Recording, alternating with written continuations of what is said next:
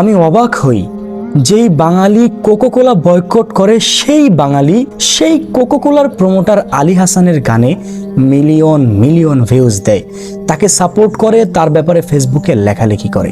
আরে আমি তো আরো অবাক হই যখন দেখি আজহারির মতো বক্তারা মাহফিলের স্টেজে বসে এই আলী হাসানের সাপোর্ট করে।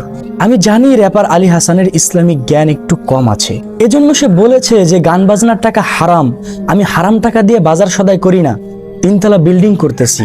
সে হারামের টাকা খায় না, কিন্তু হারামের বাড়িতে থাকে। এর দ্বারা বোঝা যায় যে তার ইসলামের জ্ঞান কম, কিন্তু তার তো দুনিয়াবি অনেক জ্ঞান আছে। সে কি এটা জানে না যে কোক স্টুডিও আর কোকোকোলা একই কোম্পানির প্রোডাক্ট? যেই বাঙালি এত কষ্ট করে কোকোকোলা বয়কট করলো, সেই বাঙালির মাঝে এক গানের মাধ্যমে আবার কোকোকোলাকে প্রমোট করে দিল।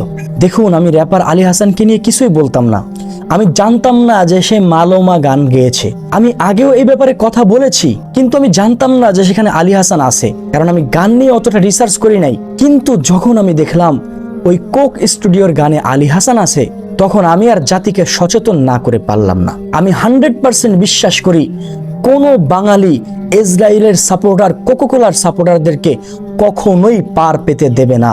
আমি আলী হাসানকে বয়কট করার জোর দাবি জানাচ্ছি। আর এই যে দর্শক শ্রোতা যারা আছেন, আপনাদেরকে বলতেছি, আপনারা কবে সচেতন হবেন?